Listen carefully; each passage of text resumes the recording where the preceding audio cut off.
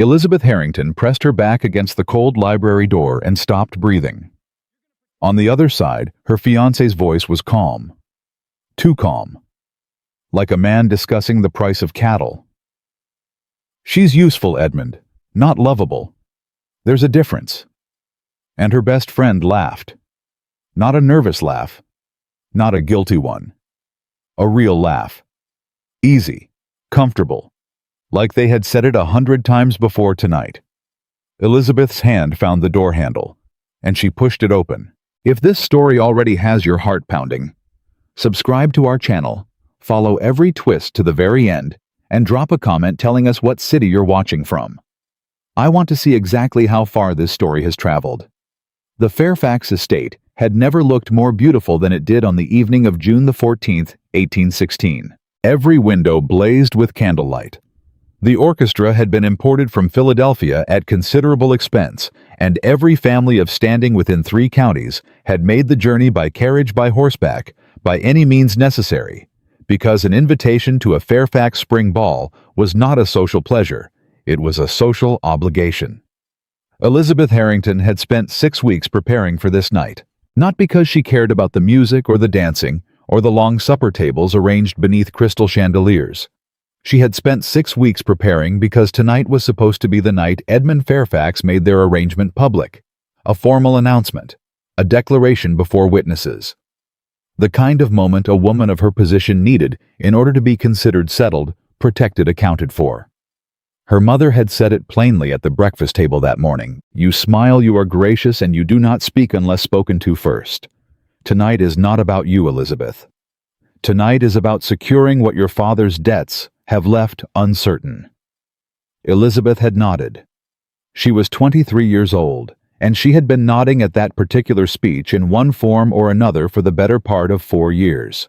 She arrived on her father's arm in a gown of pale gold that her aunt had altered twice to accommodate the family's tightening budget. Nobody would know. That was the point. The entire performance of their evening. The rented carriage, the borrowed pearls at her throat, the careful smile she had practiced in the mirror until it looked effortless was designed so that nobody would know. And for the first hour, it worked. Edmund Fairfax found her within minutes of her arrival, bowed over her hand with the easy confidence of a man who had never been uncertain of anything in his life, and said, "You look well, Miss Harrington," in the tone of a man complimenting a piece of furniture he had already decided to purchase. "Thank you, Mr. Fairfax," she said, and smiled the practiced smile. He moved on almost immediately. That was his way. Edmund worked a room the way a merchant worked a trade floor, efficient, purposeful, never idle. She had told herself early in their courtship that she admired that quality. Discipline. Focus. A man who knew what he wanted and moved toward it without hesitation. She told herself that again now, watching him cross the ballroom to speak with a trio of men near the far window, and she almost believed it. Her best friend Clara Weston appeared at her elbow with 2 glasses of punch and a brightness in her eyes that Elizabeth had always found infectious. "You're doing the thing," Clara said quietly, pressing a glass into her hand. "What thing?" "The thing where you smile at everyone and feel absolutely nothing. Your eyes go very still when you do it." Clara tilted her head. "Are you nervous?" "No," Elizabeth said. Then more honestly, "Yes, a little." "Don't be." Clara squeezed her arm. "Tonight is yours, Eliza. It's all going to be wonderful, I promise you." She said it with such warmth, such certainty. Elizabeth held on to those words for the next 40 minutes, circulating through the rooms on her father's arm, accepting compliments about her gown, laughing at remarks she barely heard watching Edmund from a careful distance as he moved through his world with that absolute, unshakable ease. She held on to them right up until the moment she slipped away from the main ballroom to find a quiet moment, just a breath, just a minute in the corridor near the east wing, and heard voices coming from behind the library door. She almost didn't stop. She almost kept walking. But she heard her own name, Edmund's voice low and conversational saying, "Elizabeth is manageable. That's the word I'd use. She doesn't ask too many questions and she won't cause trouble. Her father's situation means she can't afford to. Elizabeth's feet stopped moving of their own accord. She stood very still in the corridor and told herself she had misheard. Then the second voice came, and the world cracked cleanly down the middle. She trusts you completely, you know. Clara's voice, easy, almost fond. It's almost painful to watch sometimes. She still thinks this is a love match. Edmund made a low sound that might have been a laugh. Let her. It makes things simpler. Marriage is a transaction, Clara. Her family gives me access to the Harrington land routes in the valley. That is the entirety of what she is to me. I thought I'd made that plain enough. You have. A pause. The soft sound of movement. I just sometimes think she deserves to know. She deserves what any sensible woman deserves: stability and a husband who won't embarrass her publicly. I intend to provide both. That's considerably more than most men in this county are offering. And the rest? Clara's voice dropped, but not enough. Not nearly enough. When does that end, Edmund? Another pause. Longer this time. When it becomes inconvenient, he said. Which it hasn't yet. And Clara laughed. That was the part Elizabeth would carry with her for a long time afterward. Not Edmund's words, those she could almost have predicted in her darkest, most honest moments if she'd allowed herself to look at him clearly. But Clara's laugh. Soft and real and utterly untroubled, like none of it was wrong. Like Elizabeth was not standing on the other side of a door listening to two people dismantle every belief she had carried into this ballroom. She put her hand on the door handle. She thought about walking away. Her mother's voice came to her clearly. You smile, you are gracious, and you do not speak unless spoken to first. Tonight is not about you, Elizabeth. She thought about her father's debts, about the borrowed pearls, about the 6 weeks of preparation, and the practiced smile, and the rented carriage, and every careful, suffocating compromise that had brought her to this corridor, in this gown on this specific evening. And then she pushed the door open. Edmund was standing near the fireplace, one hand braced on the mantelpiece. Clara stood 3 feet away, her glass of punch still in her hand, her expression bright and unguarded until the moment she saw Elizabeth's face, and then the brightness drained out of her like water through a crack. Nobody spoke. Elizabeth looked at Edmund first. He straightened slowly. He did not look guilty. That was the thing she noticed most, the absolute absence of guilt on his face. He looked mildly inconvenienced, the way a man looks when his card game is interrupted. Elizabeth, he said, just her name, nothing attached to it. How long, she said. Her voice was very steady. She was surprised by that. How long what? How long has she been your... She stopped, chose a different question. How long have you been discussing me this way? Edmund set down his glass with the measured calm of a man who had never been asked a question he wasn't prepared for. I think you may have misunderstood what you heard. I understood every word. Then you understood a private conversation taken out of context. Edmund. Her voice dropped. Do not do that. Do not stand in front of me and tell me my own ears are wrong. Clara stepped forward. Eliza. Don't. Elizabeth turned to her, and something in her expression made Clara stop moving entirely. Don't call me that. You've called me that since we were 12 years old, and I'd like you to not use it right now. I'm sorry. Clara's voice broke on the words. Eliza. Elizabeth. I'm so sorry, I never meant for...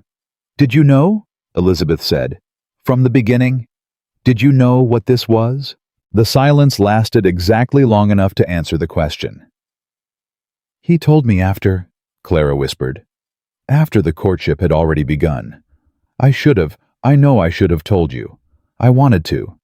But he said it wouldn't change anything, and I thought, you thought, Elizabeth said quietly, that it was easier to let me believe something that wasn't true.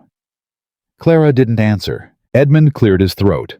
I think, he said in the measured tone of a man restoring order to a meeting that had gone off course, that we are all allowing emotion to complicate a situation that is in reality quite straightforward. The arrangement between our families stands to benefit everyone concerned. Your feelings on the matter. My feelings, Elizabeth said, are not a complication. They are when they lead to scenes. He glanced toward the door she had left open, she realized. How long had it been open? I'd suggest we conclude this conversation before the evening is further disrupted. You'd like me to be quiet, she said. I'd like us all to be reasonable. About the fact that you've been using my family's land access as a business arrangement while conducting something else entirely with my closest friend. Edmund's expression shifted slightly. Not guilt, still not guilt, but something sharper, an edge of warning. Elizabeth, lower your voice. Why? Because people will hear. She looked at him for a long moment. She thought about the girl who had gotten into the rented carriage that evening with borrowed pearls and a practiced smile, and 6 weeks of careful hope. Good, she said. She walked out of the library and back into the corridor, and she did not lower her voice. She didn't need to shout. She didn't need to perform or weep or throw anything.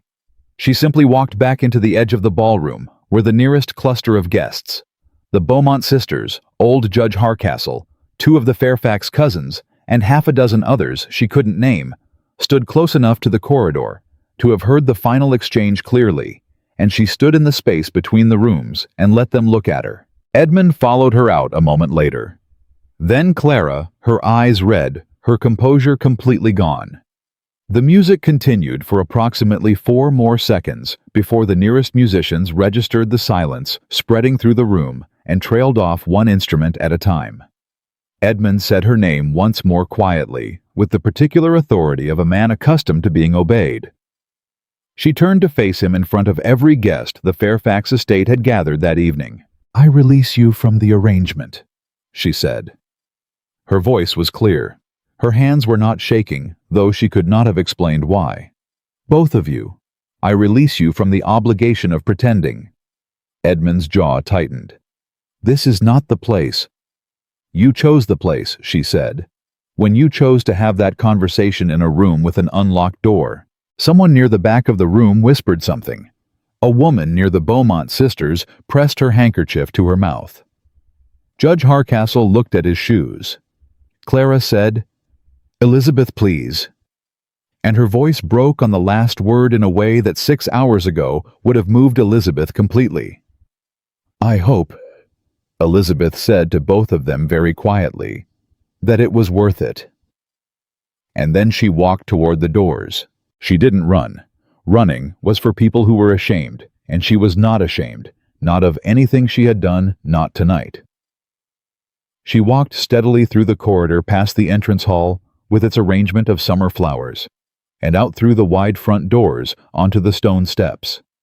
The night air hit her like cold water. She walked until she reached the garden, the side garden away from the drive where carriages were hitched and drivers waited, and then she stopped because her body simply stopped carrying her, and she had no more instruction to give it.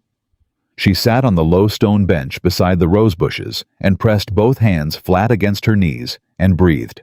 The humiliation came then, in one long, slow wave. Not because of what had happened in that room, but because of every moment before it, every conversation she had replayed as affection, every gesture she had misread as care. Every morning she had woken up and thought, he is not warm, but he is steady, and steady is enough. It wasn't enough. It had never been enough. And Clara, who had sat across from her at breakfast tables and written letters and shared every confidence for 11 years Clara had known and said nothing. Elizabeth pressed her fingers harder against her knees. The night was warm and full of crickets, and from somewhere inside the house, the orchestra had started up again because the evening would continue whether she was in it or not. That was how these things worked. The world didn't pause for what she was feeling. It just went on. She heard footsteps on the gravel path. Not the quick, apologetic footsteps of someone sent to fetch her. Not the soft, uncertain steps of a friend coming to make amends. Deliberate, even. The unhurried footfall of a man who was not coming to comfort her, or apologize to her, or ask her to come back inside. She looked up. She knew who he was by sight. Everyone within 4 counties knew Jonathan Ashford by sight. He was not the kind of man who moved through a room without being noted. tall, broad-shouldered, with the weathered, self-contained look of someone who had spent more years building things than attending parties about them. He controlled more land and more trade routes in this part of the country than any other private citizen, and he was not as far as Elizabeth had ever been aware a man who made small talk or offered comfort to weeping women in gardens. He stopped a few feet away and looked at her with an expression she could not immediately read. Not pity, not awkwardness, something more like assessment. "Mr. Ashford," she said, because manners were the last armor she had, and she intended to keep them. "Miss Harrington," he said. He did not bow. He did not look away. "I was on the terrace. I heard most of it." She held his gaze. "Then you know I'm not particularly interested in sympathy at the moment. I'm not offering any." He was quiet for a moment, studying her with that same careful, direct attention. "You held yourself well in there." "I made a scene." "You told the truth in a room full of people who were counting on you to stay quiet." He said it without inflection, like a man stating a fact about weather or livestock. "That's not a scene. That's character." Elizabeth looked at him steadily. "Is there something I can do for you, Mr. Ashford?" He was quiet for another long moment. The crickets continued. Somewhere above them, the first stars were becoming visible in the summer sky. "There might be," he said finally, "something I can do for you." She waited. "The story that will be told tomorrow," he said, "is either that Edmund Fairfax discarded you, or that you walked away from him to stand with me." He paused, and his voice was exactly as matter-of-fact as it had been the entire conversation. "The second story is considerably more useful to your future, and I have no particular objection to it being told." Elizabeth stared at him. "You're proposing what exactly?" "I'm proposing we walk back into that ballroom together," he said. "You on my arm, publicly, clearly, so that every person in that room understands that whatever Edmund Fairfax believed he was discarding, I consider worth my time and attention." She studied his face. There was nothing in it she could identify as performance or manipulation. He looked like a man making an offer he considered reasonable, no more, no less. "Why?" she said. He looked at her for a moment before answering. "Because Edmund Fairfax has been working to acquire 3 specific land parcels that would block my northern trade access," he said. "And watching him be publicly outmaneuvered by his own arrogance is something I find personally satisfying." He paused. "And because you don't deserve to be remembered as what he said you were." Elizabeth stood up slowly from the stone bench. She thought about her mother, about the borrowed pearls, about the rented carriage, about every small and careful compromise that was supposed to add up to security. She thought about Clara's laugh, easy and untroubled in the dark. She straightened her shoulders. "Mr. Ashford," she said, "I accept your terms." He offered his arm. She took it, and they walked back toward the lights of the Fairfax estate, together, steady and unhurried, like 2 people who had planned this all along. The doors of the Fairfax estate opened, and every head in that ballroom turned at once. Elizabeth felt the shift before she saw it, a change in the air, the way sound collapses before a storm. The orchestra had been playing. It wasn't anymore. The silence that replaced the music was not polite. It was the silence of 200 people holding their breath at the same time, trying to understand what they were seeing. Jonathan Ashford walked through that door with Elizabeth Harrington on his arm, and he walked the way he did everything, without hurry, without apology, without the slightest acknowledgement that anything unusual was occurring. His posture was easy. His expression was settled. He might have been walking into his own parlor on an ordinary Tuesday morning, and the absolute ordinariness of his manner was somehow more devastating than anything theatrical could have been. Elizabeth kept her chin level. She kept her shoulders back. She put one foot in front of the other, and she did not look at Edmund.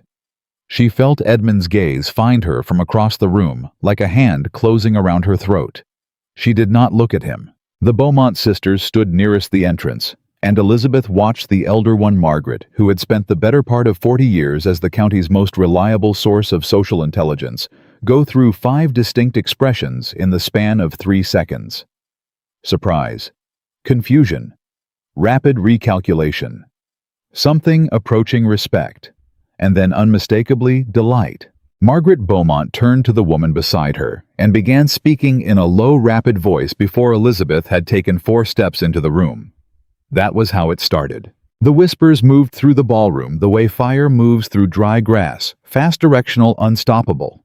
Elizabeth could not hear the specific words, but she could track the wave of them by watching faces turn heads, incline toward one another, eyes dart between her and the man beside her, and the man across the room, who had not 40 minutes ago stood in his family's library and discussed her value in terms of land access and trade routes. Jonathan guided her toward the center of the room with the unhurried confidence of a man who owned the ground he stood on, regardless of whose house it technically was. "Don't look at him yet," Jonathan said quietly near her ear. His voice was level, almost conversational. "Let them look at you first." "I wasn't planning to," she said. "Good." A pause. "You're doing well." "I'm terrified," she said just as quietly. "I know," he said. "You're doing well anyway." They stopped near the center of the floor, and Jonathan Ashford accepted a glass of wine from a passing server with the ease of a man who had just arrived at a perfectly ordinary evening, and Elizabeth stood beside him and let the room rearrange itself around this new fact that she was here, and she was with him, and the story the room had been constructing about her for the last half hour was wrong. Judge Hardcastle approached first. He was 63 years old, had served on 3 county boards, and had the particular social gift of knowing which way a wind was turning before anyone else felt it move. He bowed over Elizabeth's hand with considerably more warmth than he had ever previously directed at her. "Miss Harrington," he said, "a pleasure to see you this evening." "Judge Hardcastle," she said. "You're very kind." He glanced at Jonathan with the careful neutrality of a man taking a measurement. "Ashford, didn't expect to see you here tonight." "I had business in the county," Jonathan said, easy and short. "Seemed reasonable to pay my respects to the Fairfax family while I was passing through." Hardcastle nodded slowly, processing this, and moved on. Within 2 minutes, 3 more couples had drifted in their direction. The Aldrich family, 2 of the ladies from the County Historical Society, a young attorney whose name Elizabeth couldn't immediately place.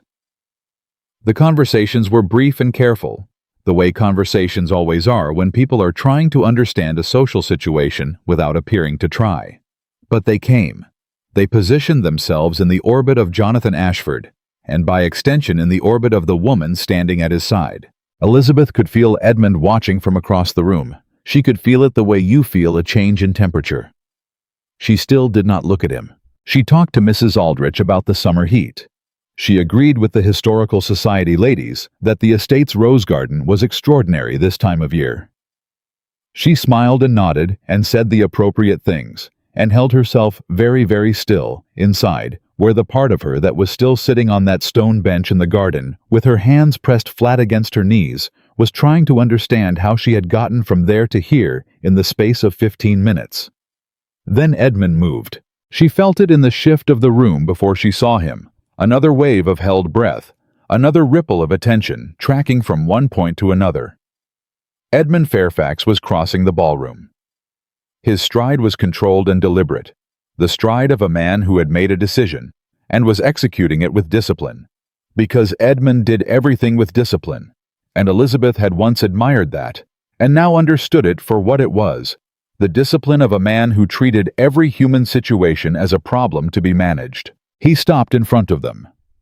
He looked at Jonathan first, a measuring look man to man, a look that tried to establish hierarchy and found no purchase, and then he looked at Elizabeth, and his expression was the one she recognized from the library, mildly inconvenienced, like a card game interrupted.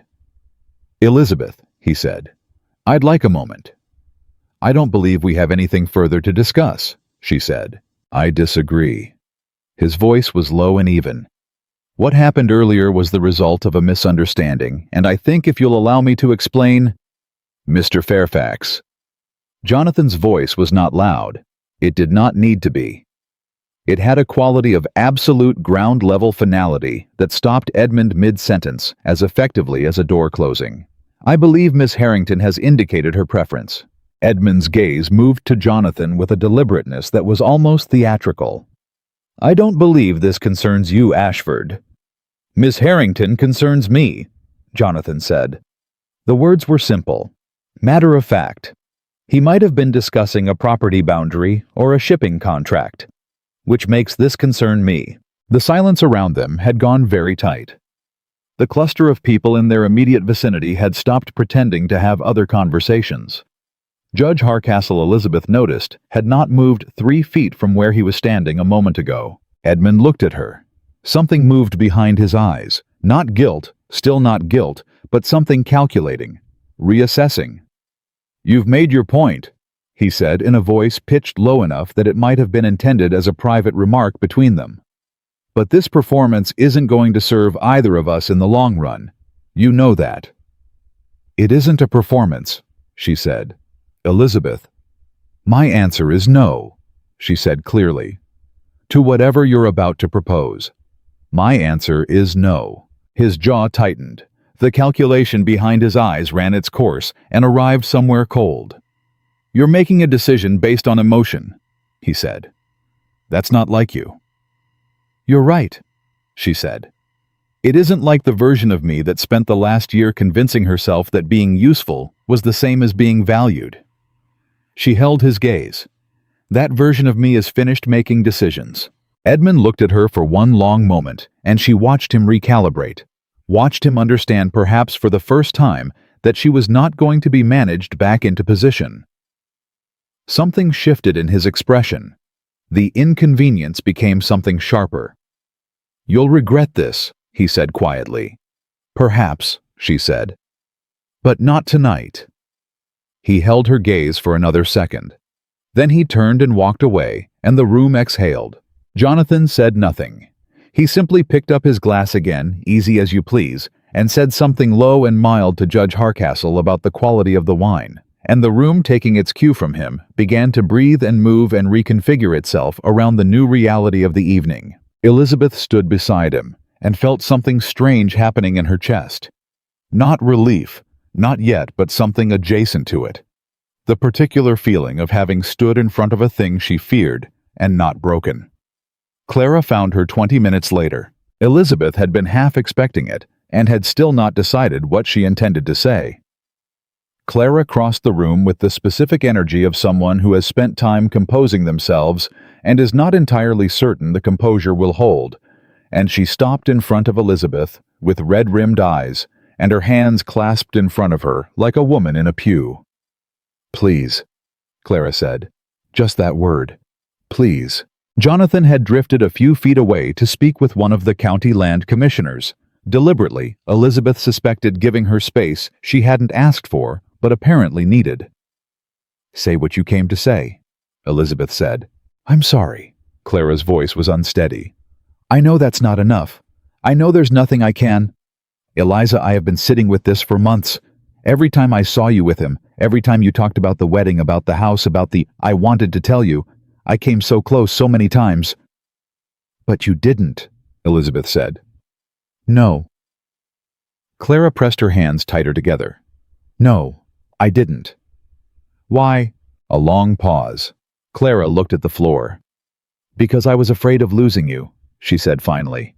Which I understand how that sounds given what I did. I was afraid that if I told you I would lose you, so I said nothing and lost you anyway, which is what I deserved.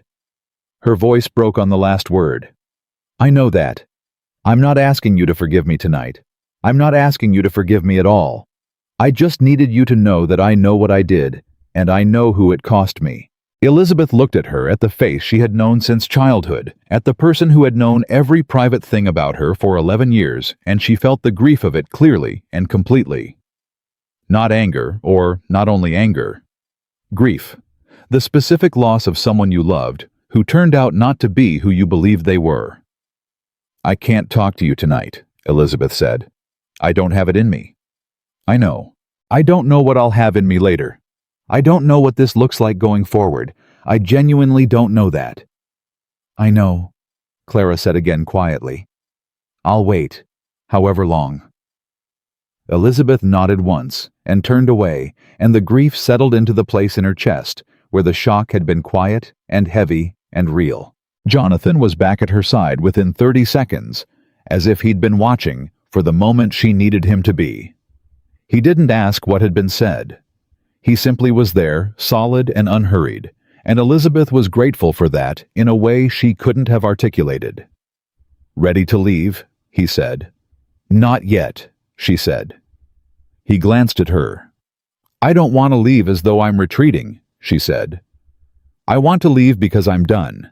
Something moved in his expression, something brief and difficult to name. "When you're ready then," he said.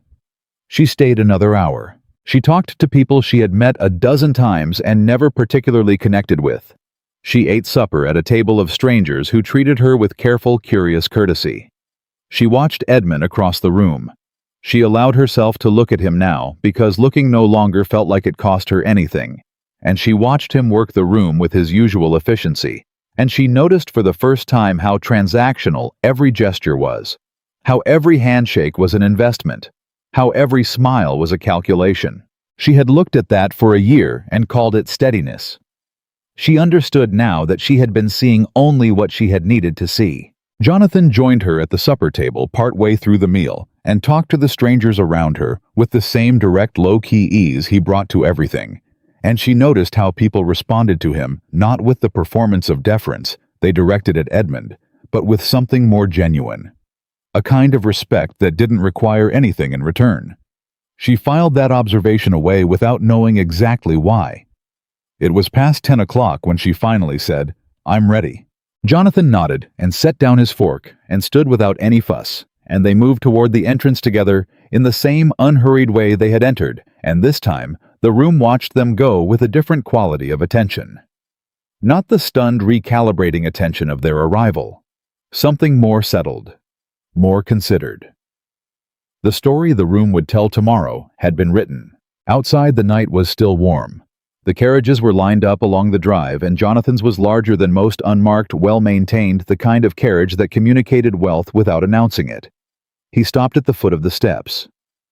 "My driver can take you home," he said, "or wherever you prefer to go." "Thank you," she said. And then, because she was not a woman who left things unsaid when they needed saying, "Why did you actually do this?" he looked at her steadily. "I told you, Fairfax has been—" "The land roads," she said. "Yes, you mentioned that." She met his gaze. "But you didn't have to stay the entire evening. You didn't have to sit at supper. You didn't have to—" She stopped, chose the most specific version of what she meant.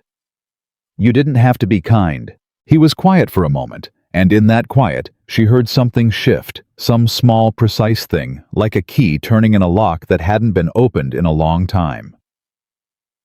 "No," he said finally. "I didn't." He didn't say anything else.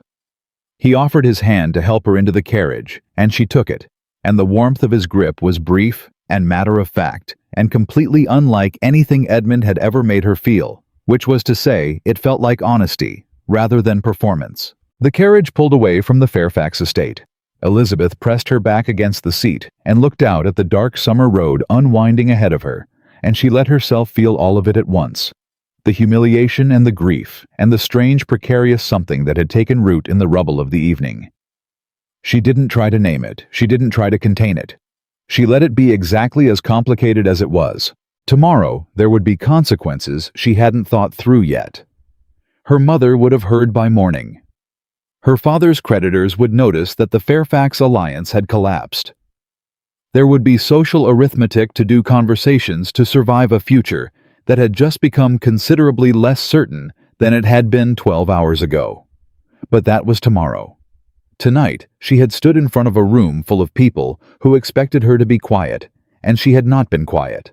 Tonight, a man she had never spoken to before had stood beside her for reasons she didn't fully understand yet, and in doing so had changed what the room believed about her, and possibly what she believed about herself.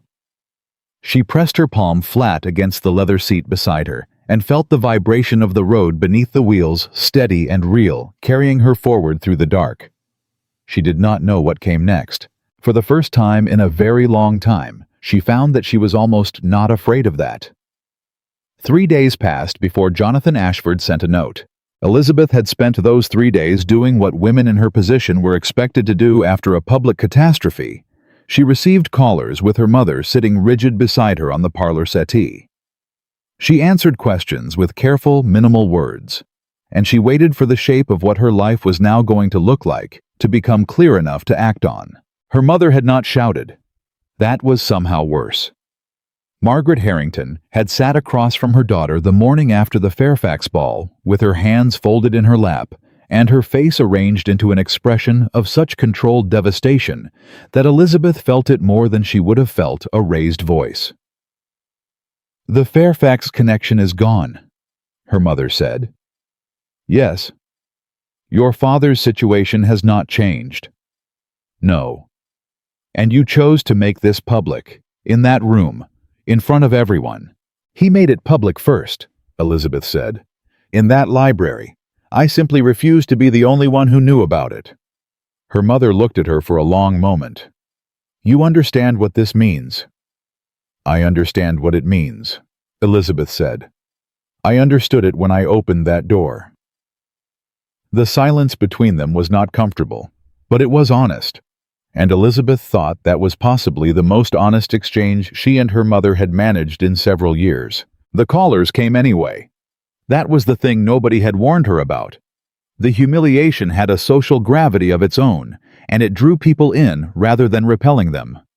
Women she barely knew arrived with covered dishes and sympathy and a thinly veiled hunger for detail that Elizabeth had learned by the second day to deflect with a smile and a change of subject. The Beaumont sisters came on the first afternoon and stayed for 2 hours, and Margaret Beaumont said at the door on her way out, "You conducted yourself with more dignity than most women half your age would have managed, Miss Harrington." And Elizabeth thanked her and meant it. Edmund did not come. She had not expected him to. Edmund was already rewriting the story in the circles that mattered to him. She knew she could track the alternate version of events through the careful, slightly different tone. Various callers adopted when they mentioned his name, the small adjustments in phrasing that suggested they had already heard another account and were trying to reconcile it with what they'd witnessed. Clara did not come either. Elizabeth had, in the privacy of her own room at night, turned that fact over and examined it from several angles. She didn't know yet what she felt about it. Something that wasn't quite gratitude and wasn't quite disappointment. On the morning of the third day, a sealed note arrived before breakfast. Her mother brought it to her with an expression Elizabeth couldn't immediately read, not alarm, not pleasure, something cautious and deeply attentive. "It's from the Ashford household," her mother said. Elizabeth broke the seal. The note was brief. Jonathan's handwriting was direct and without flourish, which she might have predicted if she'd thought about it. "Miss Harrington, I have business this week at the Mercer property which borders your family's valley acreage. I expect to be in the area Thursday afternoon and would not object to calling on you if you are willing to receive a visitor. J. Ashford." She read it twice. Then she set it down on the breakfast table and looked at her mother. "He wants to call on Thursday," she said. Her mother sat down slowly. "Jonathan Ashford wants to call on you." "That's what it says." The silence lasted approximately 4 seconds, which was about how long it took her mother to recalibrate her entire understanding of what Elizabeth's situation currently was. "You'll receive him in the front parlor," her mother said finally, in the particular voice she used when she had made a decision and intended for it to be the last word. "I'll have Ruth prepare the good tea service." He arrived on Thursday at 2 o'clock, exactly when he said he would. Elizabeth had expected that. What she had not expected was that he would come alone, no secretary, no business associate, no social buffer of any kind. Just Jonathan Ashford, and his hat, and the same direct, unreadable expression he'd worn in the garden 3 nights ago. Her mother greeted him in the entrance hall with a warmth that Elizabeth found only slightly mortifying, showed him into the front parlor, announced that she would just go see about the tea, and disappeared with a speed that made very clear she intended to do no such thing, and would instead be positioned in the hallway approximately 6 feet from the door. Elizabeth sat across from Jonathan in the good parlor chair and looked at him steadily. "You didn't have to come in person," she said. "A second note would have been sufficient." "I know," he said. "I generally prefer direct conversation to correspondence when there's something specific to discuss." "And is there something specific to discuss?" He leaned forward slightly, his forearms on his knees, his hat in his hands.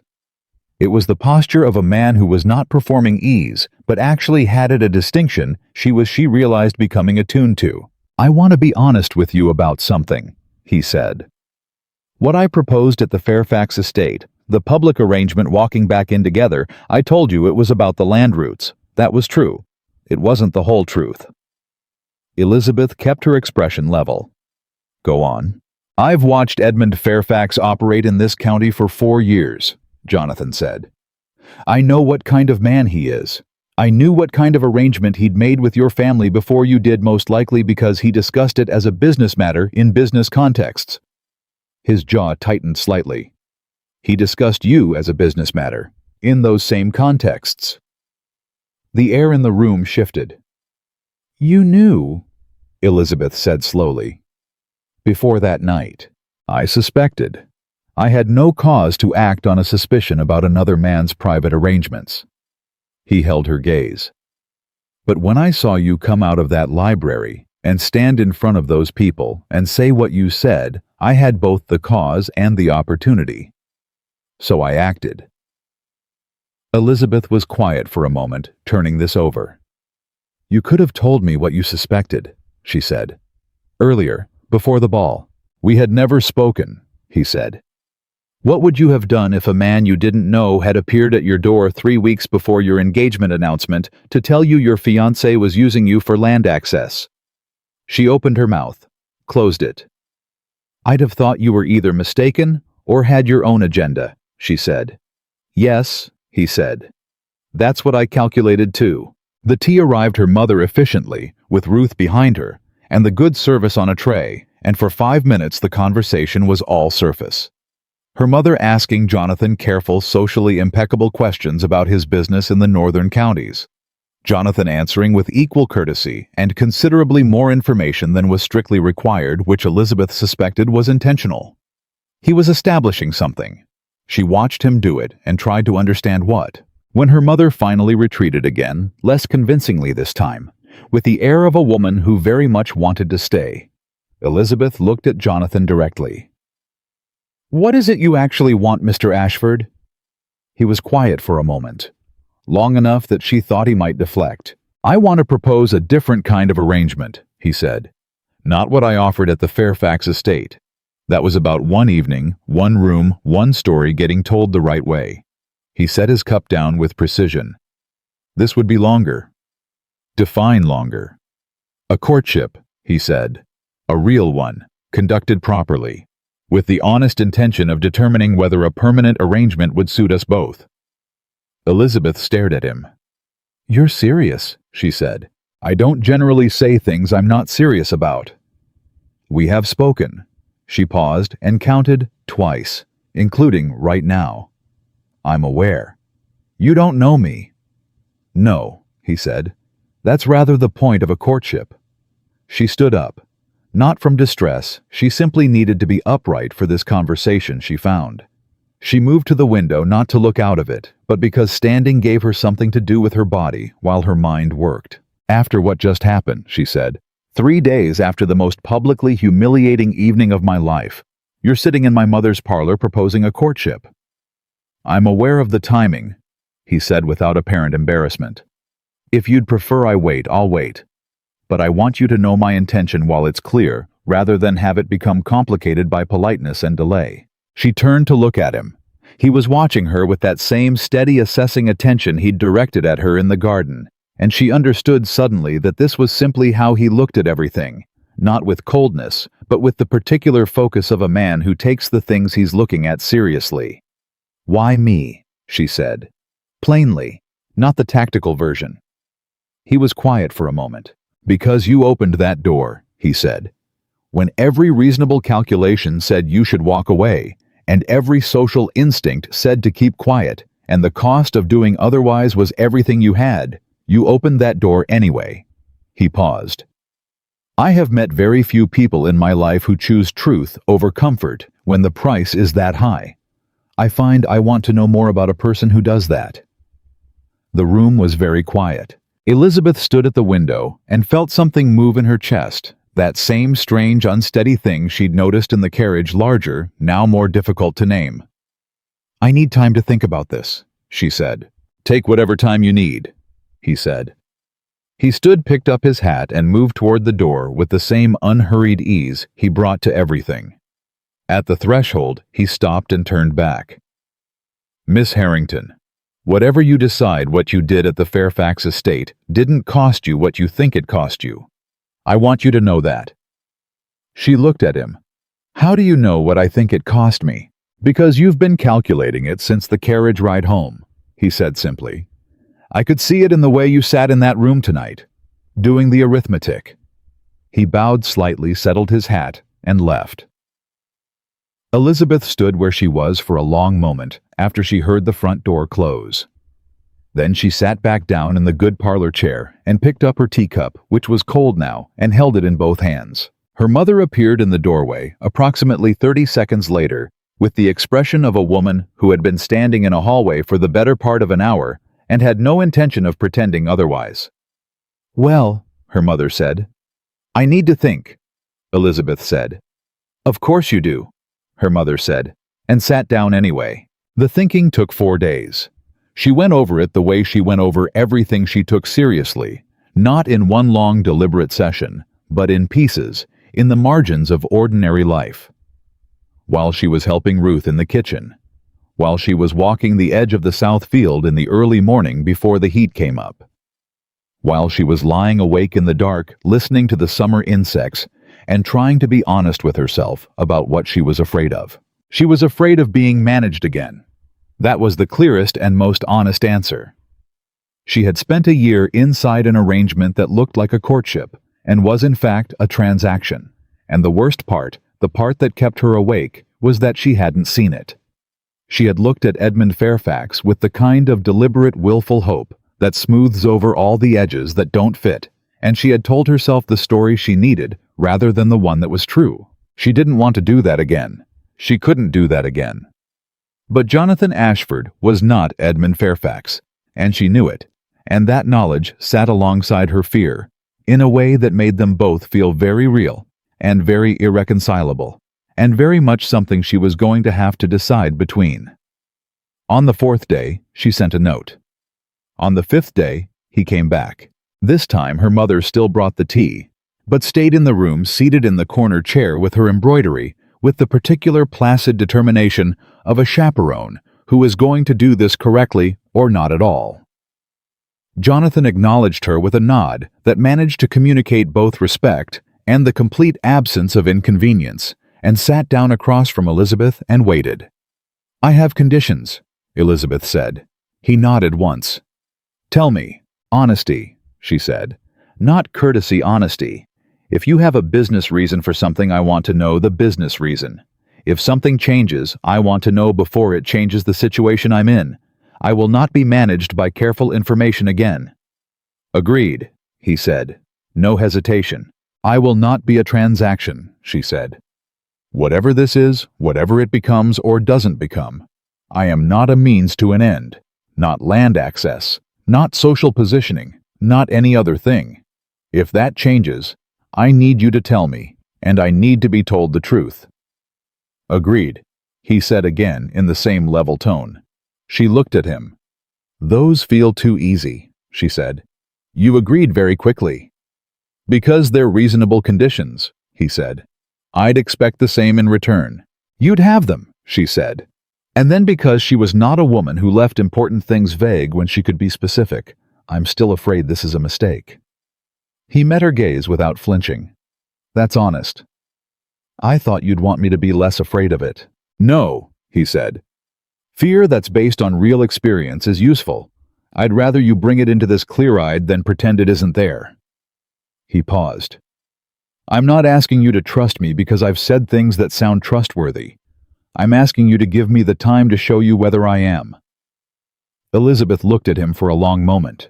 She thought about the library door, and the carriage ride, and the cold teacup in her hands 4 days ago, and the arithmetic she'd been doing ever since. She thought about the girl who had walked into the Fairfax estate with borrowed pearls and a practiced smile, and the woman who had walked back out on the arm of the most unexpected man in the room. She thought about what she wanted her life to be made of. "All right," she said. Jonathan Ashford looked at her with an expression she couldn't quite read, and then for the first time since she'd met him, something shifted in it. Something small and quiet and completely unguarded there for just a second before his composure settled back into place. "Thank you," he said. Simple, real. Her mother made a small, satisfied sound from the corner of the room and did not look up from her embroidery. The courtship began on a Tuesday in late July, with a walk along the edge of the Harrington property's south field, Elizabeth's mother trailing 30 feet behind them at a distance that was technically chaperone and practically privacy. Jonathan talked about the land with the attention of a man who genuinely loved it, not as commodity, but as a living thing with its own history and logic, and Elizabeth found herself asking questions she hadn't expected to ask, and listening to the answers in a way she hadn't expected to listen. He asked her questions too, not the polite surface questions of a courtship performance, but real ones. What she had wanted to do with her life before the arithmetic of her family's situation had narrowed the options. What she read, what she thought about when she was not performing the expected version of herself for other people. Nobody had asked her that last one before. She wasn't sure she'd been asked any version of it. She answered carefully at first, and then less carefully, and by the time they reached the far edge of the field and turned back. She was talking the way she talked to herself when nobody was watching, and some part of her registered that as remarkable and didn't know yet what to do with it. 3 weeks into the courtship, Edmund Fairfax sent a letter. She read it twice, standing in the entrance hall with the seal still warm. He was in Philadelphia, he wrote. He had given the matter considerable thought. He believed on reflection that they had both acted hastily, and that the foundation of their arrangement remained sound, and that if she was willing to discuss the matter privately, he felt confident they could reach a resolution that served both their interests. He did not mention Clara. He did not apologize. The word love did not appear anywhere in the letter. She folded it in half. She sat down and wrote one sentence in reply. "There is nothing further to discuss. E. Harrington." She sealed it, gave it to the hallboy to send, and went back to the south parlor to finish the book she'd been reading. That evening, when Jonathan called for their Thursday walk, she mentioned the letter because she had promised him honesty, and she intended to keep that promise. She handed him her reply to read along with it, and watched his face as he read both. He handed them back without comment, walked in silence for a moment. Then he said, "You didn't ask me what I thought before you replied." "No," she said. "I didn't need to." He was quiet again. And then again, briefly completely unguarded, something moved in his expression that she was beginning to recognize. "No," he said quietly. "You didn't." The summer deepened around them. The fields went gold at the edges. The county went on with its business and its gossip and its careful social machinery. And within that machinery, the story of Elizabeth Harrington and Jonathan Ashford settled into the kind of fact that people stopped questioning because it had simply been true long enough to feel inevitable. But Elizabeth knew in the private place, where she kept her most honest thoughts, that nothing about it had been inevitable. She had chosen it, step by step, condition by condition, conversation by conversation. And the choosing she was beginning to understand was the whole point. The second letter from Edmund arrived on a Monday morning in August, and this one was not addressed to Elizabeth. It was addressed to her father. She found out because her father came to find her in the south parlor before breakfast, still holding the paper, his face arranged into the careful blankness he used when he was trying to decide what he felt about something before he let himself feel it.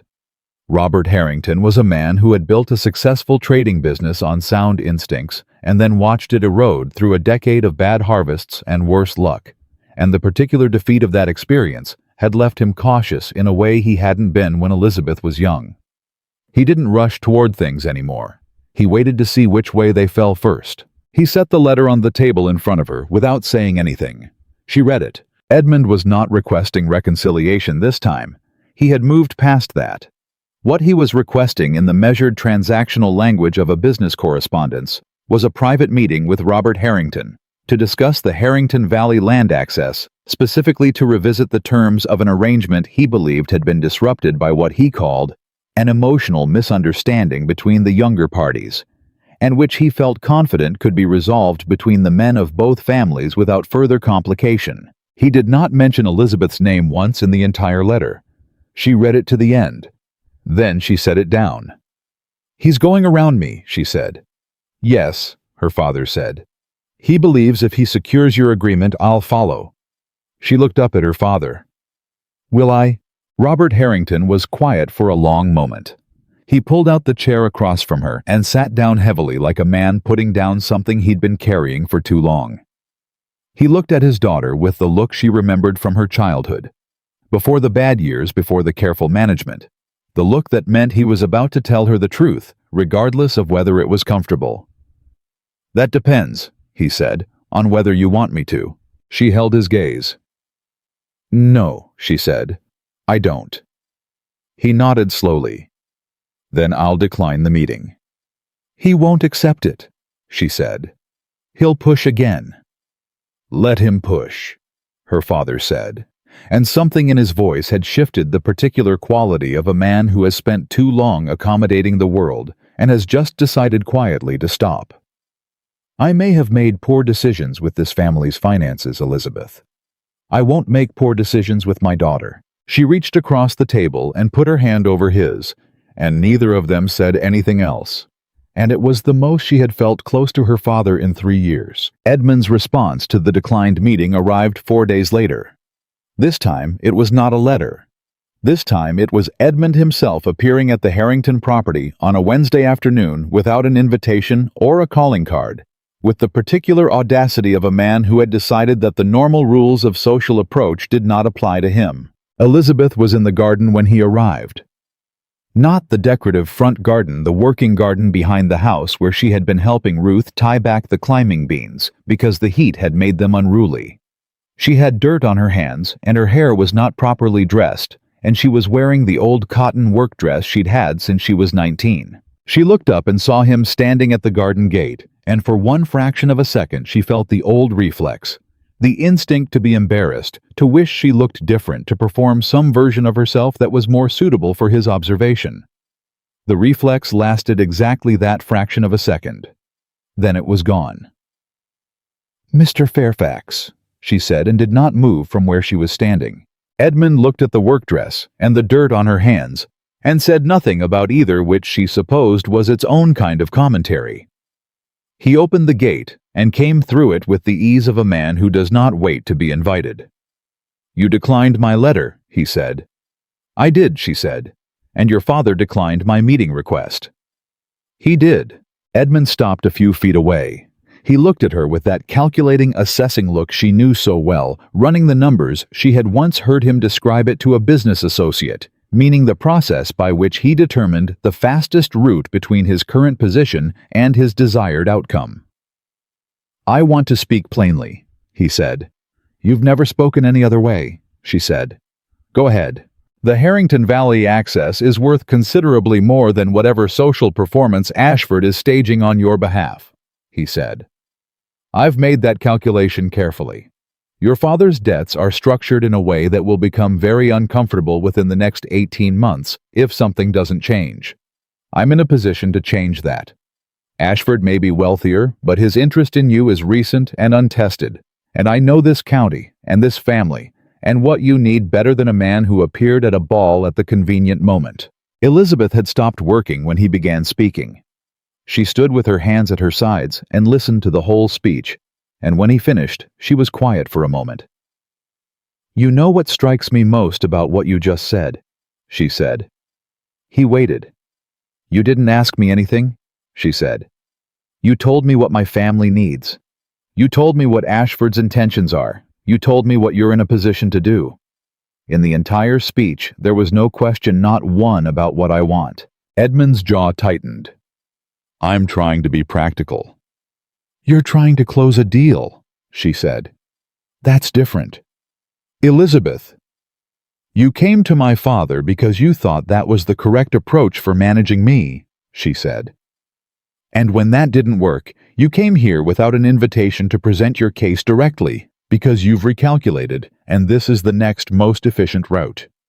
She met his gaze steadily. Edmund, I am not a route. Something moved in his expression, then something she hadn't seen before. Not the controlled inconvenience, not the calculating assessment. Something rawer, something that might, in a different man, have been genuine. I made a mistake, he said. The words came out differently than his other words, less controlled, more effortful. With Clara, with the way I spoke about you in that library. I know that. Do you? She said. Or do you know that it was strategically poor? He didn't answer immediately. That pause told her everything. Goodbye, Edmund, she said. She turned back to the climbing beans and took up the length of twine she'd set down. He stood there for another moment. She could feel him standing there the way she'd once been able to feel the weight of his attention across a ballroom. But the weight of it had changed. It was no longer something that pulled her toward him. It was simply a fact about the space she was in, like the heat or the late summer light. She heard the gate close. She tied back the beans. Her hands were steady. She told Jonathan that evening when he arrived for their usual Thursday walk he had come a day early. She realized which was something he had started doing in August, without either of them acknowledging it. She told him plainly in sequence Edmund's letter to her father, and the declined meeting, and the uninvited visit, and the conversation in the garden. She told it the way she'd learned to tell him things, without softening or strategic editing the whole truth in the order it happened. Jonathan listened without interrupting. He had a way of listening that was different from most people's listening, fully present, not waiting for his turn to speak, not building his response while she was still talking. She had come to recognize it as one of the most genuine things about him. When she finished, he was quiet for a moment. He's going to try again, Jonathan said. I know. Not with you directly. You've made that door too costly. He paused, and she could see him thinking. Not performing thought, actually working through something. He'll go after the debt. He'll find a way to put pressure on your father's creditors. Make the 18 months he mentioned become 12. Make the discomfort immediate enough that your father feels he has no choice. Elizabeth absorbed this. You think he'd do that? I think he has the means and the motive, Jonathan said.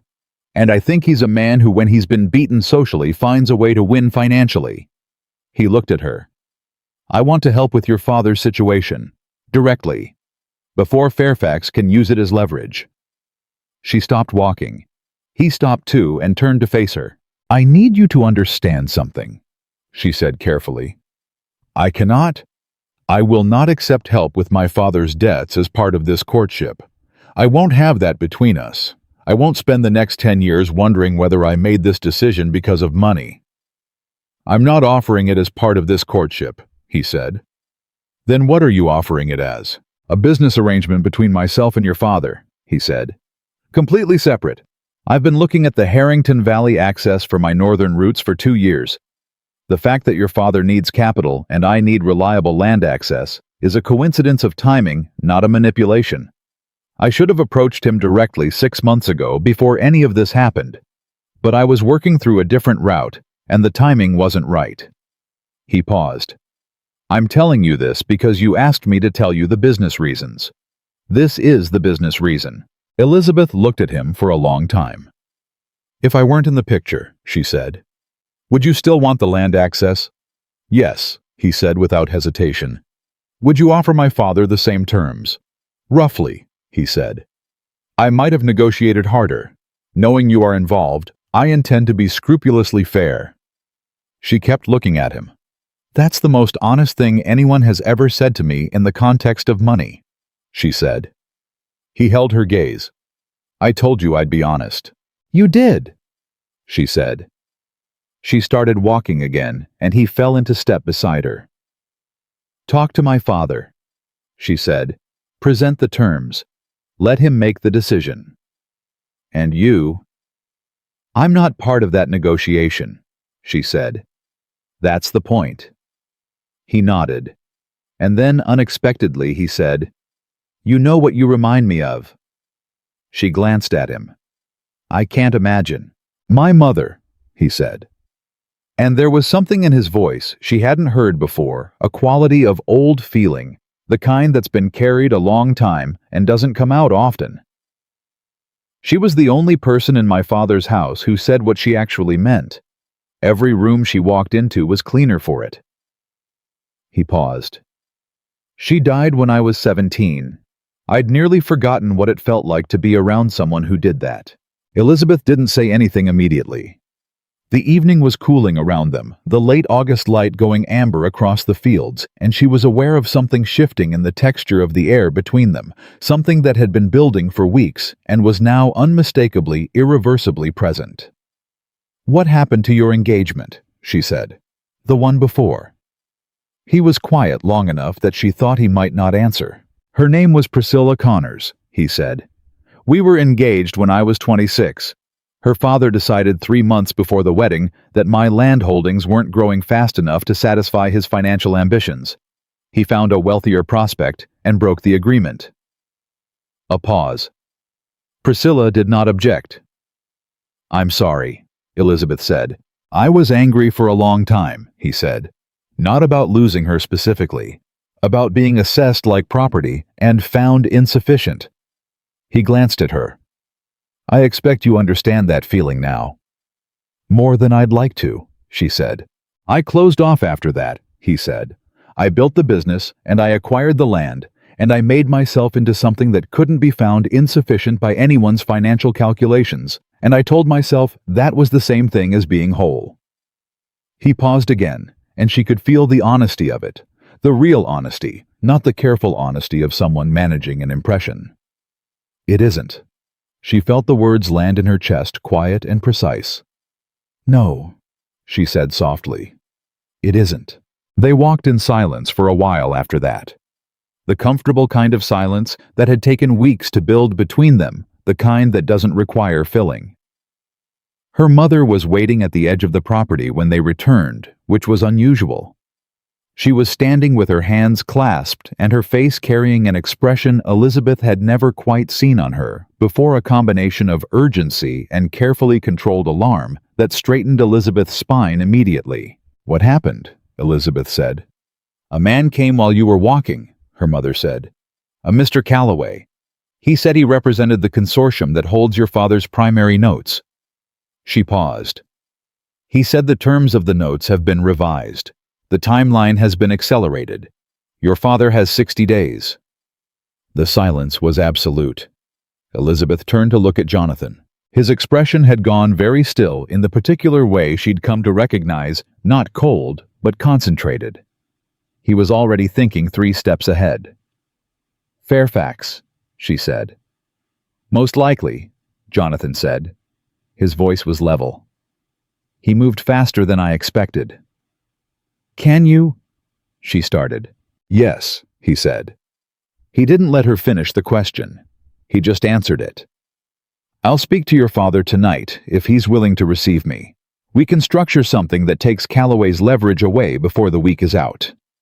Her mother made a sound that might have been relief or might have been a prayer. Elizabeth looked at Jonathan, at the man who had appeared in a garden 3 months ago, and offered her his arm and an honest explanation, and every subsequent thing he'd said had turned out to be exactly what it claimed to be, and she felt something settle in her that had been unsettled since the night of the Fairfax ball. Not the practiced, effortful calm she'd been performing since then. Something real. Something that came from the ground up. Jonathan, she said. He looked at her. She almost never used his given name, and they both knew it, and he heard the shift in it immediately. Thank you, she said. Simple. Unperformed. The whole meaning of it in the 2 words. Something moved across his face, that same brief, unguarded thing she'd been collecting since July. Each one a small piece of the person underneath the controlled exterior. He held her gaze for a moment longer than was strictly necessary. Let's go talk to your father, he said. Robert Harrington received them in his study, and the conversation lasted 2 hours, and by the end of it, the terms were set and the handshake had been made, and the 60 days that Edmund Fairfax had manufactured to force her family's hand had been rendered meaningless. Edmund had moved fast. Jonathan had moved faster. And Elizabeth, sitting in the corner of her father's study, with her hands in her lap and her back straight, and her father's relief visible in every line of his body, understood something she hadn't been able to put into words until this precise moment. The man she had almost married had always seen her as a piece on a board. The man across the desk from her father right now had looked at that same board and moved to protect her without being asked, and without making her the piece. There was a difference between those two things that she could no longer pretend was small. It was, in fact, the whole world. The morning after the meeting in her father's study, Elizabeth woke up before sunrise and lay still in the dark for a long time, listening to the house breathe around her. Something had changed. Not in the house, in her. She could feel it the way you feel a shift in weather before the sky shows it a change in pressure in the quality of the air. Something that had been braced inside her for months had quietly in the night let go. She had spent so long managing herself, managing her hope, managing her expectations, managing the careful distance between what she felt and what she allowed herself to believe. She had done it so thoroughly and for so long that she had almost stopped noticing she was doing it. It had become the texture of her days, this constant internal negotiation between wanting and caution, between what was real and what she could afford to trust. Last night, watching Jonathan Ashford sit across from her father and lay out terms that were scrupulously fair and ask for nothing that wasn't equally given, something in that negotiation had completed itself inside her too. Something she hadn't known was still open had closed cleanly, quietly, like a door settling into its frame after years of hanging slightly wrong. She dressed before the household was awake and went out to the south field, because that was where she thought most clearly, and she walked the edge of it in the early gray light and asked herself the question she had been circling for weeks without landing on directly. Did she love him? She stopped walking and stood in the middle of the field and made herself answer honestly. Yes, she did. Not the performed, hopeful, willful love she had constructed around Edmund. The kind that required constant maintenance and deliberate blindness to sustain itself. Something quieter than that, and considerably more durable. The kind that had been building without her permission since the night in the garden when he'd said, "That's not a scene, that's character," and had continued building through every subsequent Thursday walk and honest conversation and unguarded moment until it was simply there, settled and real, as much a fact about her life as the field she was standing in. She was still standing there when she heard hoofbeats on the road. She turned. Jonathan's horse. Jonathan, which meant he had ridden over before calling hours before any reasonable social protocol permitted a visit, which meant something had happened. He pulled up at the field's edge and dismounted, and she could see from 20 yards that his expression was the concentrated, still one, the one that meant he was managing something. "What happened?" she said, walking toward him. "Fairfax filed a formal complaint with the county land board yesterday evening," he said.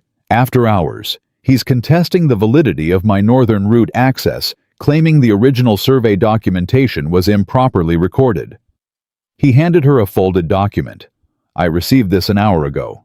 She took it and read it quickly. The legal language was dense, but the meaning was clear enough.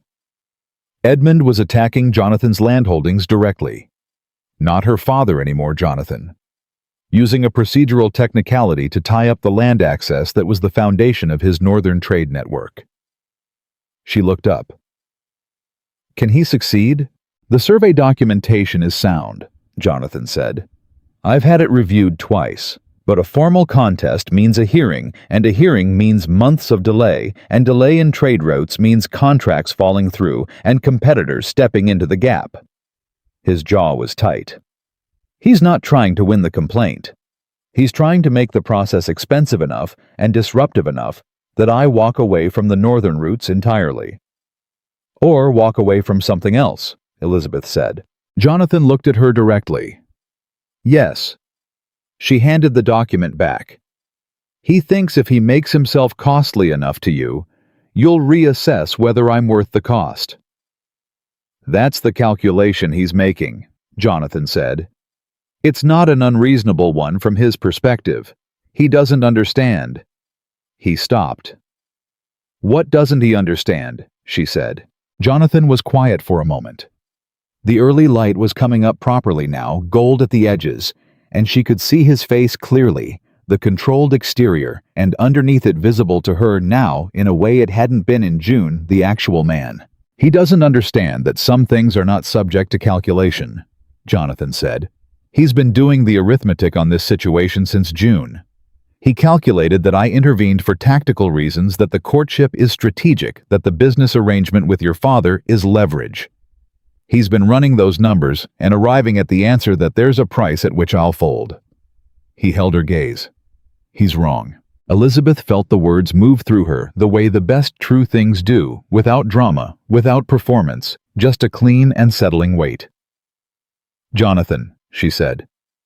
"I'm going to fight the complaint," he said. "It will take time and it will be disruptive, and I want you to know that before any of it begins, not after. I want you to know that it has nothing to do with my commitment to this courtship." "I know that," she said. "You do. I've known you for 4 months," she said. "I know who you are." Something shifted in his face, that unguarded thing larger than she had ever seen it before. She took a breath. "I also know something else," she said.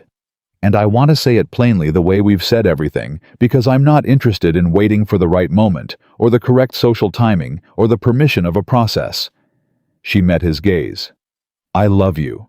I'm not saying it because you're about to fight a legal complaint on my family's behalf. I'm not saying it because I'm afraid, or grateful, or maneuvering toward anything. I'm saying it because it's true, and I've known it was true for several weeks, and I've been cautious about it for reasons that made sense to me at the time, and now feel like a waste of the truth." The field was very quiet around them. Jonathan looked at her for a long moment, and the control that was always present in his expression came apart in a way she had never fully seen before. Not dramatically, not with tears or declarations, but simply and completely, the way a long-held posture finally releases when there's no longer any need to maintain it. "Elizabeth," he said, just her name. But in his voice it meant everything the speech had meant and more. He crossed the distance between them and took both her hands in his, and his grip was warm and certain, and nothing like performance. "I have loved you," he said quietly, "since the night you pushed that door open and chose truth over safety, in front of a room full of people who were counting on you to be afraid." He paused. "I have been careful about it because I did not want to press you toward something you weren't ready for. I did not want to be another man deciding what was good for you." "You weren't," she said. "You were the first man who let me decide for myself." He brought her hands up and pressed them briefly and entirely against his chest, and she felt his heartbeat against her palms fast. She noticed which surprised her and moved her in equal measure, and then he held her gaze with an openness she understood now was not easy for him, that it cost him something real to be this visible, and he let her see it anyway. "I would like to ask your father for your hand," he said, "if that is what you want." "It is," she said. He nodded once, slow and sure, like a man who has just confirmed a fact he was already building on. He did not immediately release her hands. She did not immediately step back. They stood in the south field in the early morning light, with the summer all around them, and neither of them was performing anything, and it was the most honest moment Elizabeth Harrington had ever stood inside. Her father received them together in the study that same morning. Jonathan made the request formally, and without embellishment, in the direct way he did everything. And Robert Harrington looked at his daughter for a long moment before he answered, and what Elizabeth saw in her father's face was something she had not seen in years. Not relief, not calculation, but genuine, uncomplicated joy. "I would be honored," her father said, and the simplicity of it made her mother, standing in the doorway, press her handkerchief to her mouth. Edmund Fairfax received the news of the engagement announcement through the county social network, which was to say he received it the same way everyone else did, quickly, completely, and too late to alter. The land board complaint was already in the hands of Jonathan's attorneys. 2 county commissioners had reviewed the original survey documentation and issued a preliminary statement confirming its validity. The complaint would proceed to formal hearing, but the outcome was no longer in serious doubt. What Edmund had calculated as pressure had become instead a public record of his methods. The county noticed. These things always got noticed. Clara came to the house in September. Elizabeth had known she would eventually, and she had spent some quiet time in August deciding how she intended to receive her. Not the defensive armored version of that preparation, not building a wall, but the honest one. Deciding what she felt and what she was willing to do with it and what she wasn't. Clara arrived in the afternoon without a note in advance, which Elizabeth thought was either courage or desperation, and possibly both. She was thinner than she'd been in June, and there were shadows under her eyes that hadn't been there before, and she stood in the entrance hall, with her hands at her sides, and did not open with an apology, which Elizabeth found unexpectedly more respectful than one would have been. "I heard about the engagement," Clara said. "I wanted to say it to your face. I'm glad for you. Genuinely. Not politely." "I know the difference," Elizabeth said. "Come in." They sat in the south parlor, and the conversation was not easy, and Elizabeth did not pretend it was. She told Clara plainly what the betrayal had cost her, not in anger, but clearly the way she had learned to say hard things over the past 4 months. She told her what it had felt like to stand on the other side of that door and hear a person she loved speak about her as though she were a convenient fiction. She did not soften it. Clara needed to hear it without softening, and Clara seemed to understand that because she listened without defending herself and without crying, though the effort it cost her was visible. When Elizabeth finished, Clara said, "I know. I knew it then. I told myself a story about why silence was mercy, and I knew it was a lie when I told it." "Why are you here, Clara?" Elizabeth said. "Because I miss you," Clara said. "And because I know I don't have the right to ask for anything, and I'm going to ask anyway, because you're the most honest person I've ever known, and if I want any version of an honest life going forward, I need to say this to you directly. I'm sorry. Not the word. The actual thing behind it. I am sorry for what I cost you, and I am sorry for who I was in that situation, and I have spent 4 months trying to become someone who would not make that choice again." Elizabeth looked at her for a long moment. She thought about 11 years. She thought about the girl who had sat across a breakfast table from her, and known her in a way that very few people get known. She thought about the morning she had walked into her first season with Clara at her side, both of them young and entirely uncertain, and the particular quality of that friendship.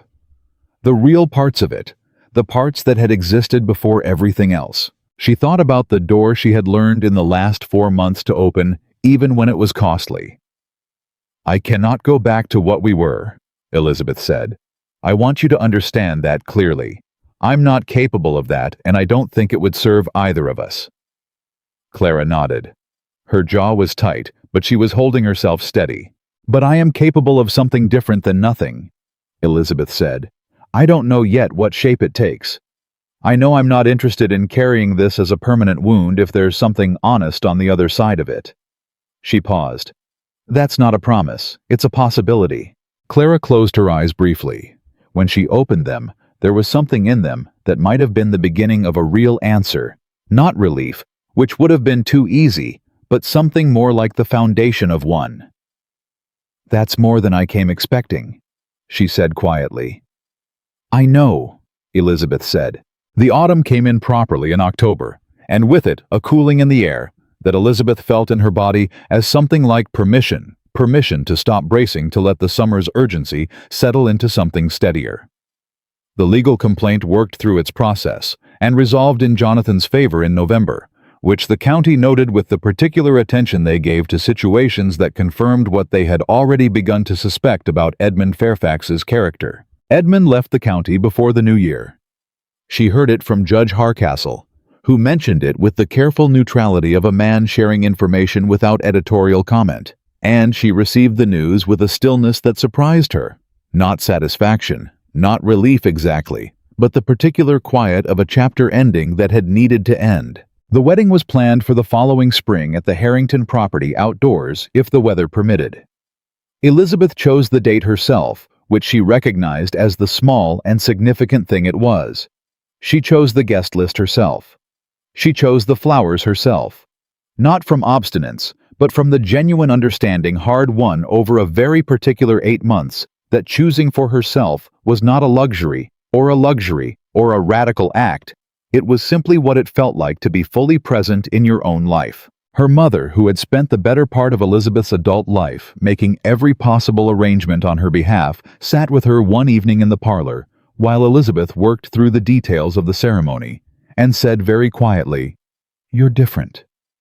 Elizabeth looked up. "Yes," she said, "I am." Her mother was quiet for a moment. "I was afraid after Edmund, I was afraid I'd made you too practical.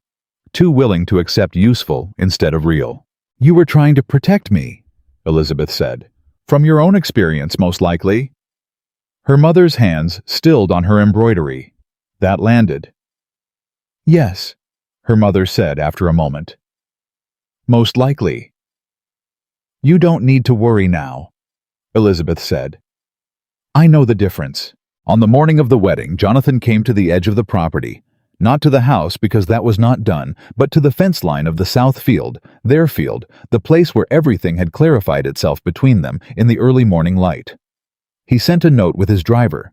She read it in her room, already dressed her aunt, pinning the last of the small summer flowers into her hair. The note said, "I meant what I said in the field. All of it. Every word. I have not changed my mind, and I will not. J." She folded it, held it for a moment. Then she set it on her dressing table where she would see it. She married Jonathan Ashford on a Saturday morning in May of 1817, in the garden of her family's property, with the summer threatening already at the edges of the season, and the whole county watching, and her father's hand steady under hers, as he walked her out to meet the man who had never once asked her to be less than she was. At the end of the ceremony, when the words had been said, and the witnesses had signed, Jonathan took her hands and held them, and looked at her with the full, unguarded openness she had been collecting since June. And she looked back without the practiced smile, without the armor, without any of the careful management she had spent years perfecting. Just herself, wholly and without apology. "I didn't choose you to save you," he said quietly for her alone. "I want you to know that. I chose you because every room I was in without you had started to feel incomplete. And I am not a man who tolerates things being incomplete for long." Elizabeth Harrington. Elizabeth Ashford now, and she felt the truth of it settle through her, like the first real breath, after a long time of breathing, carefully looked at the man she had walked toward, with her eyes open and her conditions stated plainly, and her heart entirely unmanaged, and she felt the full weight of everything it had taken to get here, and she held it without flinching. She had walked into the Fairfax estate in borrowed pearls, and a practiced smile believing that useful was the best she could hope for. She had walked out of it with dirt on her hands and her voice clear, and her understanding of herself cracked open in a way that turned out to be against all reasonable expectation, the making of her. She had not been saved. She had chosen. Every step, every condition, every honest word hers. That was the story. Not the betrayal. Not the humiliation, not the public reversal of fortune in a crowded ballroom. The story was this: a woman who had spent years accepting less than she deserved, and one night in June chose differently and kept choosing, and did not stop until what she had built was real all the way through. She smiled, not the practiced one, but the real one, the one that had been waiting the whole time for a reason to come out, and said, "Then it's a good thing I find incomplete things worth finishing." And for the first time in a very long time, the life in front of her was entirely, irrevocably her own.